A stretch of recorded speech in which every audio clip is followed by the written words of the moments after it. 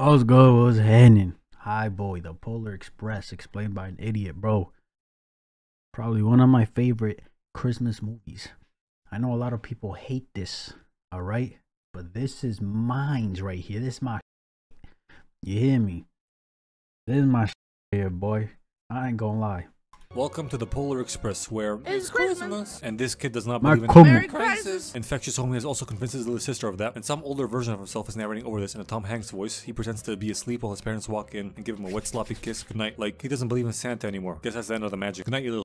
He thinks about the end of the magic sentence and goes to sleep, but then wakes up later on, 5 minutes before midnight, with time frozen, big vibe. Bro, this is my shit, bro.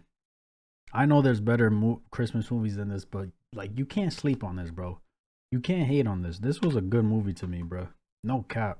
He thinks about the end of the magic sentence and goes to sleep, but then wakes up later on, 5 minutes before midnight, with time frozen, big vibrations happening, almost like an earthquake. But don't worry, it's just a train stopping right in front of his house. Nothing to worry about, very normal stuff here. It stops right in front of his house, he runs out to see what's going on, and finds an animated Tom Hanks as the conductor dude yelling all aboard. Does that mean that they are the same person because they were voiced by Tom Hanks, and this is like a different version of him? They keep hinting towards this, by the way, throughout the movie, so I'm guessing it's true. Also, why are like 30% of the adults in this movie voiced by Tom Hanks? Doesn't matter. Conductor's like, you come, and the kids like, where to? Why to the North Pole, of course. This is the Polar Express. Of course. Why of course? This isn't common knowledge. How am I supposed to know this? Dude lists off all the things the kid did that shows that he's losing interest or belief in how real crims this is. Tells him he better get on because this is his crucial year. And the child hesitates to get on, but then the concept of stranger danger gets thoroughly domestically abused and thrown to the dust because he gets on once the train starts moving a little bit and enters the car where there are a bunch of other kids so who good, also fall bro. for this trap. That is not really a trap because this is a wholesome Christmas movie and whatnot, but you get my point. If this mode of transport was switched from train to white van, this will be way more weird and creepy. But I digress. He gets on the car with a bunch of other kids and sits across. Although, if the train was white, hold on, let's get that shot again. Where am I? 118. Hold on.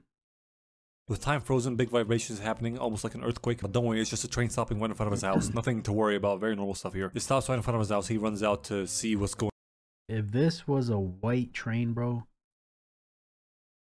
it wouldn't fit the aesthetic, obviously, but it would look so clean, bro. The white and gold on it would have been so, you feel me? No cap. 118. Car with a bunch of other kids and sits across a young Rosa Parks. Is that probably, whatever. She's very intently and creepily staring at him, and then the literal actually kid comes up to give him random train facts, and Blue Robe Kid talks to Pigtail Girl, voicing his suspicions on where this train is headed. Then they pass by a toy store, they're all amazed. The conductor comes in to ask for the kid's ticket, and then the kid's like, what ticket? Conductor tells him to check his pockets. He checks both his pockets and finds a magical golden ticket for this train ride. Tom goes Hanks on the ticket. Nope, that is wrong. Tom goes ham on the ticket, punching a couple letters into it, then he stopped by another kid's house. He tried it. Who is way more hesitant than Blue Robe Kid, because he only decides to get on the magic train after the train picks up a significant amount of speed, and he yells, that boy run. Boy, that boy's running cringy, boy. This one right here. Look at his running. He decides to get on the magic train after the train picks up a significant amount of speed, and he yells, Pull the cord! Pull the cord! To stop the train, we pull the train, but there's a fine of 1,000 rupees. That's about 13 quid. I ain't got that sort of money. I'm not paying 13 quid. No. he actually trips and falls, unable to. I paid 13 quid. Why? The person we trained to stop for the train to stop. Oh my god. Stop the train for is paying that 13, boy. I ain't got that sort of money. No I'm cap. not paying 13 quid. He actually trips and falls, unable to keep up and make it on the train. Blue Robe Kid saw that and felt really bad for him, so he pulled the emergency brake to stop the whole train so that the kid can get on. And Monkey Ears Midget Kid goes into the car in the back that is completely empty. He goes in there alone, doesn't want to hang out with other kids because he's shy, I guess. Conductor comes in super angry because someone pulled the emergency brake, and fucking Four Eyes out Snitch ass. Blue Robe Kid as the person who did it. Boy. Conductor comes to chew him Ah, bitch. Bro, he was so annoying watching this movie, bro. That dealing with that freaking kid. But Pigtail Girl informs the conductor of the kid's noble intentions, and he's like, okay, I'll allow it. Now, who wants some hot chocolate? A bunch of garçons set up magical invisible. Come on, bro. Come on. Why do people hate this movie? I know damn well y'all was singing word for word this song right here. Same tempo and everything. Hot chocolate. Doing the ad-libs and everything, bro. Stop playing. Tables Stop playing. to serve some hot cocoa and dance on them, do some entertaining stuff, sort of a Stop dinner playing. show type beat. Female child cops an extra cup of hot chocolate to take to the kid in the back later on after the show ends. The garçons pack up and leave, and she starts doing that, takes the cup and starts to walk backwards. He's like, I don't think we're supposed to do that. Yeah, it's in violation of railroad safety regulation. Thank you. I'm fucking motherfucker. Come here. I'm sick of you. Bitch. Bye. What you talking about? Fuck that shit, boy. You shit me, boy? for kids to move between carts. Shut the fuck up. She goes anyway, but then the conductor shows up and very nicely accompanies her on her noble quest. Then Blue Robe Kid sees her unpunched ticket lying on her seat and wants to go give it to her back, although he might get in trouble for doing that. Just wait, you stupid fucking they're obviously gonna come back. There's legit no reason for him to go. This is the dumbest thing ever, but whatever. He takes the ticket, opens the door, and tries to cross over to the other car, but then the ticket flies out of his hands and has a journey of its own, interacting with a bunch of animals, turning into a big snowball rolling down a hill that shatters open at the end of it, and it flies back over to the train and into the car somehow, very conveniently, sticking to a vent on the inside. Conductor and the girl come back and he asks to punch her ticket, and she says, I left it here like an idiot, didn't take it with me, and now it's gone. But then the other kid stands up and takes blame for losing it, tells her that she can have his ticket, but the guy stops him, telling him that the tickets are non-transferable. So the conductor takes her and goes up to the back. Fucking Four Eyes is like, he's gonna throw her off because it's standard procedure to do that when you don't have a ticket. Fucking shut up, dude. Blue Robe Kid believes that because he's a naive, stupid child. I'm fairly sure murder is not the standard procedure for not having a ticket, but I'm also pretty sure that this is a dream and we're operating on nonsensical dream rules, and we can blame all the dumbass shit on pixie dust and fairy. But you know how I roll. I don't give a fuck. I'm still gonna complain. Moving on. Kid goes to pull the emergency stop again, but sees the ticket, grabs it, goes to give it to her before she gets thrown off the bus for being sorry, not having a ticket. He opens the door and jumps across the cars, and this time does not lose the ticket. Gets to the end of that car, doesn't find them, but then sees their shadows on the hill or mountain next to them, because they're for some reason walking on top of the train. So he bravely climbs the ladder and they walking on top of this train, dangerous, boy. Goes up there to follow them, but the snow and wind are too harsh and they disappear. Undeterred, he keeps soldiering forward and then finds a hobo. He just appears like that. He's camping on the roof of this train, as hobos do, playing the electric boogaloo. That rhymed. Pretty sure that's the wrong instrument, but I don't care. They initiate a conversation with each other. The kid sits down to have a hot cup of sock juice. Hobo tells him he should keep the ticket safe by putting it in a shoe, and goes on about how he is the king of this train and the king of the North Pole. Finds out that the kid does not believe in Santa and tells him seeing is believing. Rambles on a bit more. The kid realizes that he's in a dream, and then the guy is like, so do you believe in ghosts? Kid's like, no. And he's like, interesting. Obviously indicating that he's a ghost. Then he leaves. The kid tries to wake himself up, but he can't for some reason. And first off, how's the fire still on with all this wind coming past? How are they talking in inside voices with all this wind coming past? Second, why do the footsteps from behind disappear in this shop? And why can't we see the footsteps? Wait, what? Talking in inside voices with all this wind coming past. Second, why do the footsteps from behind This man really pointed that out. disappear in this shop, and why can't we see the footsteps up ahead from the conductor and the girl walking if they very obviously continue traveling on top of the train for at least one car? And third, so is it a dream or is it not? Is the kid lucid dreaming now? Doesn't matter. The hobo comes back, this time with skis on, to help the kid to get to the engine and find the girl. Kid hops on, but then they start going uphill and he almost falls off, having a near-death experience, but no problem. The guy helps him up with the ski sticks. Very surprised he didn't get hurt by them or poked by them or anything. But anyway, they start going downhill now. Slide down the top of the train, jumping across all the cars till the hobo throws him into the coal car right before entering a tunnel. The hobo evaporates while doing that. The kid exits the coal, not dirty at all somehow. How the fuck is this little shit not doing right now? I'm serious. How is he so clean? Whatever. It's just good probably because he sees the pigtail girl in the engine car because the conductor took her over here and the engineers taught her how to sort of drive the thing, taught her a few of the controls and stuff while they go out to change the light bulb out in front. If he was taking her to the front of the train, why the fuck did he go backwards and climb on top and go that way? What the fuck? That's bro, literally, bro. But then you gotta think what's coming next is one of those rooms. Maybe he didn't want her to go through that room, but either or she had to go back to the other fucking kids. Literally. Whatever. Bald, fat, troglodyte engineer changes the light bulb and sees some shit up ahead, so he yells at the girl to stop the train because he's a fat ass motherfucker that got stuck. And she uses the knowledge she got from train engineer training to identify the brake lever, and the kid pulls it. They stop the train right before hitting a herd of caribou. What? Caribou? Never heard that word before. I think it's just deer. Might be a synonym. Doesn't matter. The conductor comes to the front really pissed because now they're gonna be late, but they accidentally discover that yanking on the ginger engineer's beard makes him yell in a way. Bro, I can hear everything happening right now. That makes the I can hear it. So they very slowly proceed forward once they all clear the tracks. Why did the ginger have to suffer though? Couldn't he have just asked him to yell in the same tone? You fucking dicks. Whatever. They start moving ahead very slowly, and the kid's still on the front of the train with the conductors because that's a smart idea. What a great and safe place to keep them. Then the throttle arm, I'm pretty sure, gets stuck open somehow. It's like jammed and can't move backwards. The guy keeps trying to pull it back, but then the pin holding it in, sort of the linkage part, falls out, and the train starts accelerating uncontrollably. They go down a roller coaster like step bits, then onto a part of the track that sort of got flooded by. Imagine watching this movie in 3D, bro. Accelerating uncontrollably. Crazy. They go down a roller coaster like steep bits, then onto a part of the track that sort of got flooded by some water and frozen over, so the tracks are frozen over and they start sliding all over the ice. They hit a small iceberg, the train almost flips over, and the trio out front almost falls off, but the hobo goes, saves them, and then disappears. Pin gets lost and fucking flinged out the train and hits a patch of ice. Then the ginger dude takes the pin out of his hair and fixes the linkage, and somehow now it's functioning completely fine, and they slow it down and they're able to stop the train. I fail to see how that fixes the issue. The pin not being all the way in there the first time was not the main cause, I believe. It wasn't. No, it wasn't, because like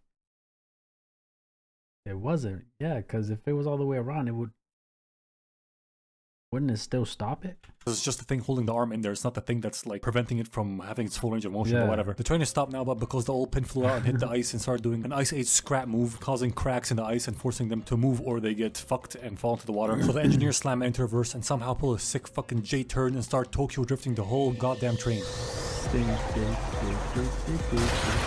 They keep lining it up with the tracks on the other end by breaking each bank of wheels individually till they finally make it back on the tracks by the end of this whole ordeal, which is utterly bullshit. This whole sequence was from the train simply not falling to the ice when it slammed into it and having any grip on ice whatsoever to the J-turn, and I'm not And none of the kids, when they went back, talked about them being underwater either. a steam locomotive expert or anything, but I'm pretty sure you can't break each side of the wheels individually like that. But in all fairness, it does seem from this shot that both sides are breaking together, so I might be wrong here. Also, in all fairness, I still don't think that that has any way of steering this big metal snake full of people in the right direction. However, it's a magical train taking the kids from fucking Illinois or Michigan, I think, or wherever the fuck they were, to the North Pole, so who cares? Kid gives the girl her ticket, and the conductor does this fancy ticket punching thing and starts to take him back to the car with the other kids. This time going through the cars, not on top of them. But why, bro? Why no outside of the train this time? Why not walk on the side like fucking Spider-Man, you stupid conductor, fucking bitch? Whatever. The car right behind the cold car is full of crusty old unused toys. The boy trails behind them and gets scared by an Ebenezer Scrooge marionette controlled by the hobo ghost, and then runs away from it scared into the other car. Four Eyes Kid starts yapping about some random shit again, so he just ignores him and goes to the last car where the girl went to spy on fucking Monkey Ears child who's on the edge of the car singing, and she spies him and joins in to sing with him. But kids, I have a question. Aren't there 1, 2, 3, 5 passenger cars in this train? If they are on the last one right now, and the one right after the coal car is the one with all the creepy toys, then how did Blue Rope Kid fucking skip 2 whole cars and get to the second to last car with all the other kids? Did Home Doc fucking teleport? Whatever.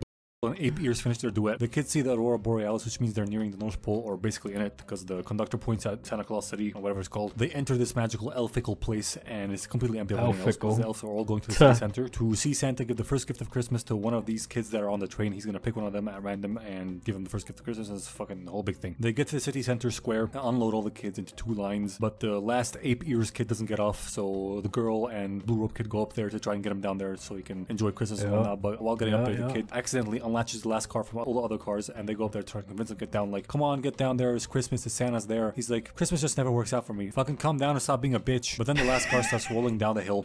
Bro, imagine imagine a censored version, uncensored version of these movies, bro, where everybody's swearing and shit. Away from the rest of the train, and no one notices this. They keep sliding down into town, and Blue Rope Kid tries to stop the train with using a new style brake that the hobo hinted towards. Then they go into a tunnel and end up on a spinning platform that's like a train junction where you pick which rail you want to go onto. The girl hears a bell coming from a tunnel, but Blue Rope Kid does not hear it, and she decides that that's the where they should go because that's probably a bell from Santa's sleigh. They balance beam on the rails and make it through the tunnel. When they get to the other end, it's like an alleyway between buildings. Then they get to another smaller tunnel, and the girl wants to go through it, but Blue Rope Kid is like, are you sure that's the way? And she goes, of course I'm sure. Fuck you. Absolutely. Am I the only one that thought that that part was unnecessarily dramatic? Doesn't matter. They get in there, go through it, and on the other... It was, but it kind of showed that since he couldn't hear it, it's kind of showing like he doesn't truly believe that Santa's real or Christmas or whatever.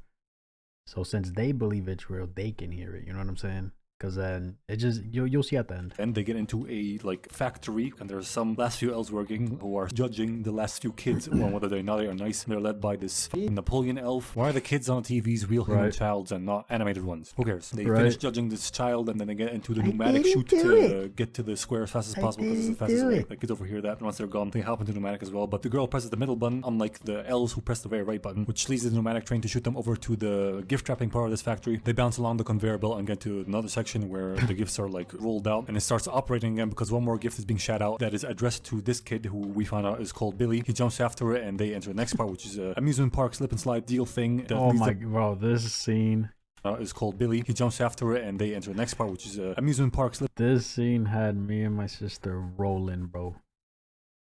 I don't know why it was so funny, bro, but we were cracking, just dying laughing, bro, at this scene. And slide deal thing that leads them into a funnel that leads onto a big pile of gifts. They get onto that, then that pile moves. A big red sack is draped around it. It gets airlifted out, and they start flying towards the big Christmas tree, but then Billy starts getting pulled down into the toys, so they pull him back up and find out that a nerdy little Four Eyes kid is attached to him. He was there because he wants to check on his presents. How the fuck did he get there? Did he follow them? I didn't see him in any of the scenes. Also, why the fuck is he tugging on the kid's legs? What is the point? Whatever. They start nearing the Christmas tree, and the elves release some gas out of the balloons just to lower down Santa's nutsack onto his fucking sleigh. But then the conductor yells that they're too low and might hit the tree, so they shed some weight by dropping some fucking Navy SEAL elves. Here's an idea. Why not go around the tree, you whatever. The Navy SEAL elves parachute off into the crowd, but that's not enough because they hit the star and knock it off, so they send out in SEAL Team 11 to bungee jump down and save it, put it back on, and start lowering the sack down onto the sleigh, find the kids inside and kick them out, back to their group. The elves roll out some reindeer and hook them up to the sleigh, then get out the jingle bells and hook them up to the reindeer. Blue Robe Kid can still not hear any of these bells, and the girl's like, aren't those bells the most